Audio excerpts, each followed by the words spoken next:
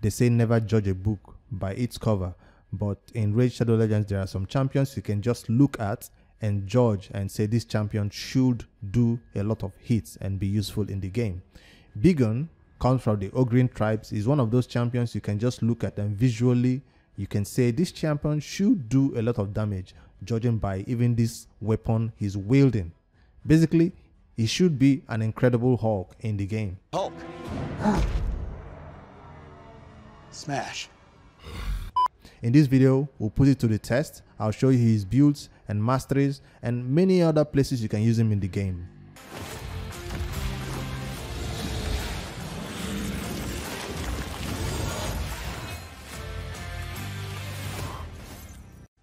Raid has a lot of champions who look like Bigon or look similar to him.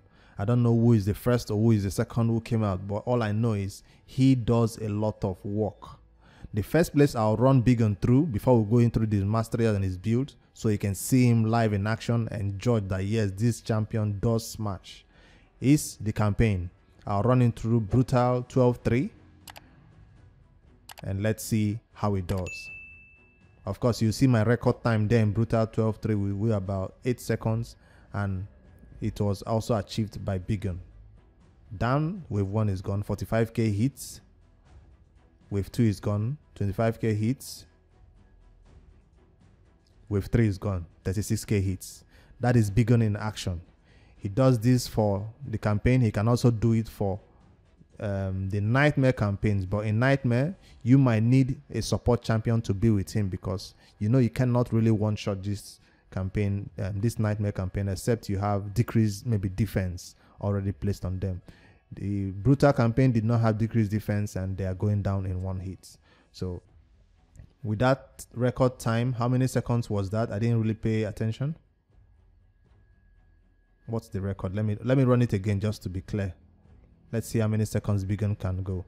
Remember, he's a magic affinity champion, and in this Brutal 12-3, all you see is force champions. So sometimes, yes, he will get a weak hit on 1 or 2 enemies. You see, he just got a weak hit right there, and that one did not go down. So when that happens, don't say Bigon is trash, he can't take down the waves. No, he can. It just happens that he's negative affinity against that particular champion. Therefore, weak hits do happen. And so this dungeon, this run will not be the world-breaking record you're expecting it to be. So I can clearly say my Bigon is around 8 to 7 seconds. Maybe I'll watch the video and I'll know. So that's the record time for Bigon. And he is my campaign farmer all through I started playing the game. He replaced Atel, who was my first legendary and my first champion to go to 60. And when I got this champion, he's everywhere. So I'm not going to take him through every dungeon, but you get the point. I'll show you my builds for Dragon where I run him, and let's see. No, I think he's no longer in my Dragon team, but he used to be in my Dragon 20 team. Currently I farm Dragon 24, so Bigon does not come in there. I need Poisonous there. Oh my bad, he's there. Dragon 20, he's there. So as long as you have Habitat to revive him, because Bigon is a really squishy champion, we will look at his base stats and you'll see that every champion in Raid Shadow Legends that can do massive hits don't have a lot of HP or defense to stay alive. So he is just an attack buff champion and does a lot of damage. So that's why I have a reviver there in case he goes down or any of the nukers go down. So let's just do one dragon run. No, it would make this video just go on too long. I know you want to see the masteries, you've seen what you can do in campaign. I will show you one more what you can do in the arena. Everybody hates going against a Bigon in the arena. I'm currently in gold 4 because of Bigon. If you come against this Bigon, sorry. I know this is a single enemy team, so we're not gonna fight that. As long as you can win the speed battle, your Bigon should do massive amount of damage. Let me see if I can win the speed battle against these people. If you build Bigon with a go second team, if they don't nuke him the first time, I'm sorry, they are all dead. So let's see who goes first. Yes, I go first. This is on auto. Some of them have shield, as you can see. Let's see if Bigon can smash through the shield. Decrease defense did not land on everybody. boom, everybody's dead except Zagala survived for some reason. Oh, she's force. Maybe Biggin did a weak hit on her. That's Biggin in the arena. He does the same thing everywhere. But in the Doom Tower, those waves are very tanky and he may not be able to, take them down fast. But I'll tell you though, in Faction Wars, since you have somebody who can already smash through the waves in Faction Wars, I'll tell you I've completed Ogin Tribe because of Biggin. The waves are nothing to him. You just have to put other people with him, maybe a Man-Eater, maybe Drokul, the Gaunt, people to keep him alive, shield him so he doesn't go down during the boss stage. Or even an Occult Brawler to poison the boss and win that. That's how I got through Faction Wars. Now, let's go to the main event, his build. I know that's what everybody wants to see. And if I go to my champions, and you can see Biggin is right at the top, right here. This is what I built him with. His base stats 17k HP, 17500. It's not that low. Base attack 1.5. That's a little bit high. Normally, some champions that are low on attack have below 1k, but he is at 1.5 attack. Defense 837. That's why I say he goes down really fast. That defense is really low. It's not even up to 1k defense. For a 104 base speed, it's not a slow speed. So I don't have him with 200 speed or anything because he's in a speed tune team. Base crit rate, base crit damage, base resist, and base accuracy.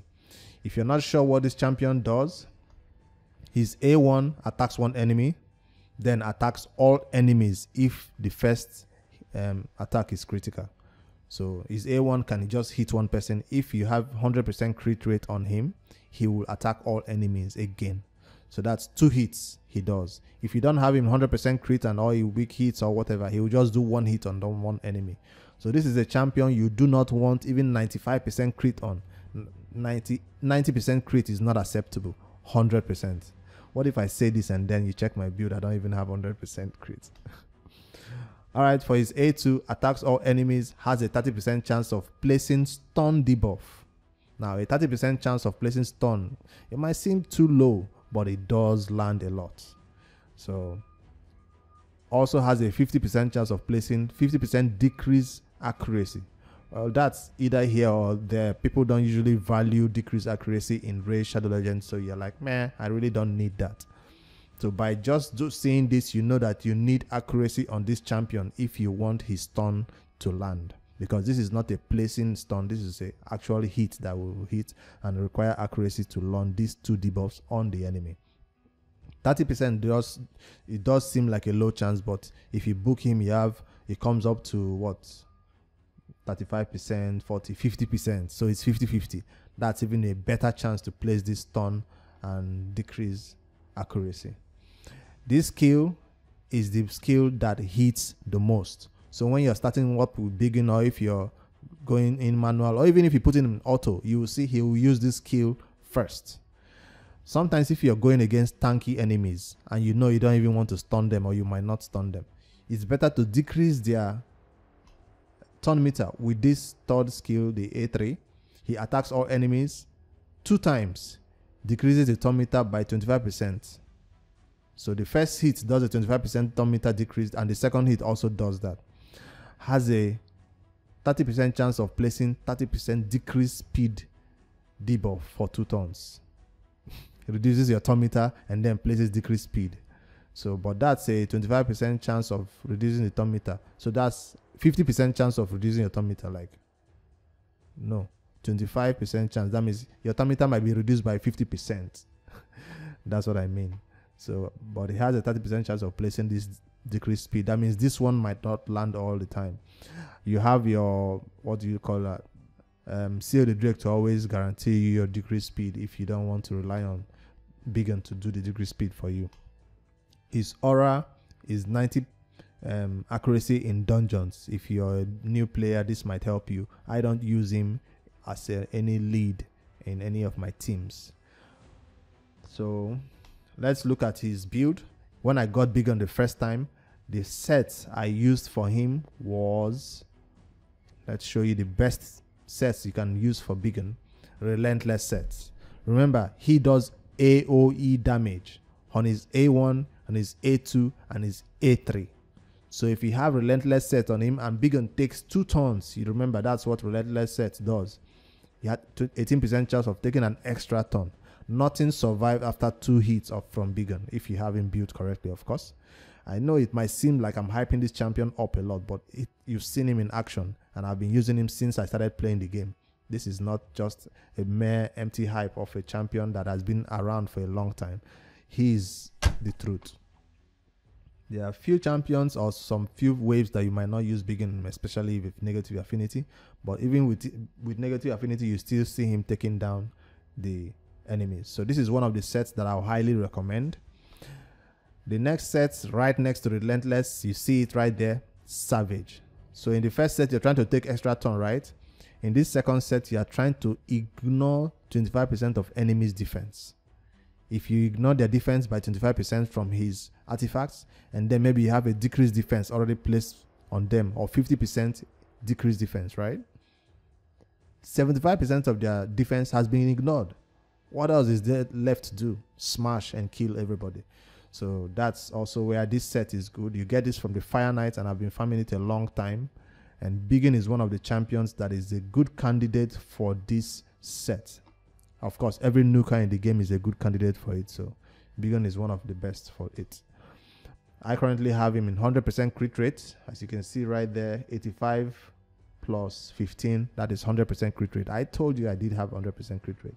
For my attack, it's not that high. Remember, this build you're looking at is really, really old. I moved from Relentless to this build when I finally got a complete set of it. I need to refine it, maybe get a 6-star one here and a 6-star one here. See, I've not refined this. This needs to be 6-star gears, because right now I'm no longer keeping 5-star gears in my inventory. I'm moving to 6 stars. This doesn't look like a gear that should be left. It doesn't have any double rows or whatever. So I should refine this later. Crit damage glove is the best thing you can ever do for your Biggin. Of course, if you don't have enough crit rate, you might want to even put crit rate here with some crit damage. But I do have enough crit rate from my substat. That's why I put crit damage here. And I have attack chest because I'm not building this champion to survive. I'm building this champion to do massive hits. So I'm not expecting the enemies to take a second turn, especially for the arena or for the campaign runs. Speed boots is important if you want him to be able to go first and do his big hits. I don't have accuracy banner on him. You might wonder why. 196 accuracy plus 10, that's about 200 accuracy, is mostly enough for some of the things I need to do.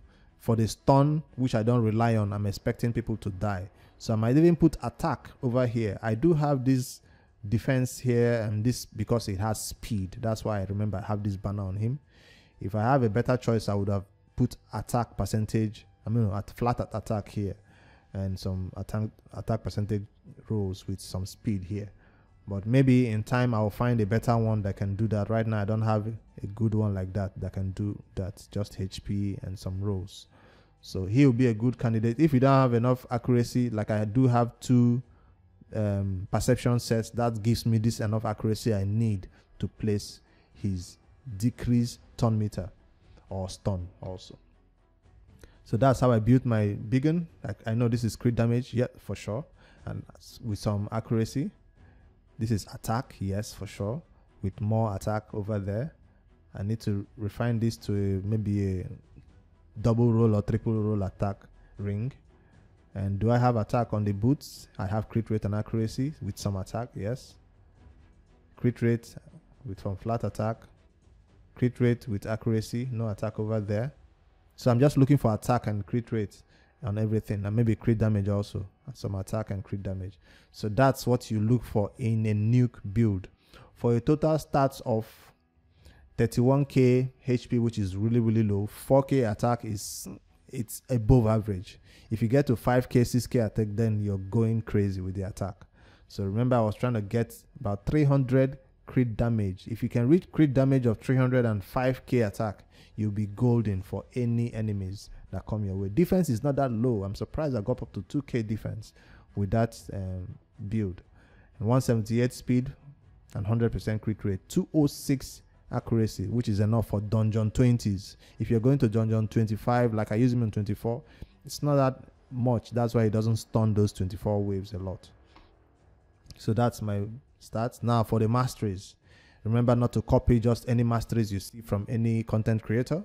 This is just my personal masteries that I used for him as a nuker, and I needed him to do his crit rate, crit damage, and shield, because I wanted him to go against the arena. Most of the champions you meet in the arena has some shield, so this breaks through in the shield, or 25% extra damage. That's why I said even though the enemy that has shield up, he will break through it. He has a chance of healing a little bit from the attack that he's placing, especially if he doesn't kill them all the way. I'm not sure this is the best one. I think this should be the first one. No, he doesn't do much damage to people less than 40k HP. I mean 40% HP. So this is not a smart one. We want him to go first and kill everything that is moving. Increased damage inflicted by 80% for the first hit on each enemy. This is crucial. Imagine 8% increase on that his first hit. So that is also important, and this is for attacking 6% when attacking targets with higher max HP for bosses. So he can also do 6% extra. And a lot of people have more HP than he does. Remember, he has 31k HP as you see, so some champions have more HP than him. This has a chance of decreasing the cooldown of one of his skills. So 30% chance to decrease the cooldown, and it happens a lot because he does exceed the damage inflicted on the enemies. He does more than 30% of their max HP on most occasions, especially in the campaign runs, as you see. He places a shield on himself if he kills them. Of course, he's going to kill one or two. So if he has to go a second turn, this shield might help him survive the hits that might come to him. Then you might be wondering, do you go with, because he's a 2-hitter, do you go with this War Master or do you go with flawless execution? I needed more crit damage. That's why you see me going through it. That's why I have up to 240 or almost 300 crit damage.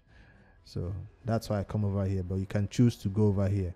Some people prefer to go with this one. Has a 50% chance of ignoring 25% of target's defense. You already have a artifact set that is ignoring defense, and now you want this one to decrease, to ignore more defense. So this can be a smart one if you want to. But I wanted crit damage because I already had decreased defense and then more 25%, 75% ignore defense already. I don't need it 100% ignore defense for him to kill everything that moves. But that's a good option. There's nothing wrong with that. Now for the support or defense, if you don't have enough accuracy, you might come this way and get some accuracy, get some turn meters. What else is good over here? Let's see. It increases his chance of placing. It doesn't increase the chance of placing stun, so this is not a smart one. If you're gonna use him for the spider, this is not for spider. This is the one for spider. Decrease stun meter. So he's a good candidate. He will smash through early stage spider. The spiderlings don't stand a chance, especially if you have decreased defense on them. But I choose to go through here because I wanted him in the arena to take counter attacks. This is why I came through the defense 3. Has a 50% chance to counter attack when this champion loses 25% of their max HP. So most nukers will go for him and bring him really low, and then he returns the favor. So that's why I went over here, especially if I don't go first. That's my big on masteries, and I don't think there's any other thing we're missing. I've talked about the possible artifact sets that you might put on him and all that. We've checked through his skills and where you can use him the most. Of course, I use him as my #1 campaign farmer, and I don't think there's anybody else in the team. Now, if you go through my inventories, you might see Bigon is not my only nuker, but it's the best AoE nuker I have. I do have a Xavier. I do have also this other dude. Where is he? Yes, also a nuker. But out of these 3, Elder Skags, Xavier, and Bigon, I would prefer to use Bigon on every team I do have. So if we go even through the Doom Tower, just so you know what I'm talking about. Even in this spider normal, I think I used Bigon, yes. Everywhere I have Bigon to just smash because I needed the spiderlings to die. If I go to Doom Tower hard, because I started Doom Tower hard, I don't think it's in my dragon run, no. Here I put this dude because he will die here fast. The dragon does a lot of damage. But for the spider, did I use him? No, I did not. Anyways, so that's my Bigon build. If you have any questions about this champion and any comments about him, maybe some corrections for my build, let me know in the comments below.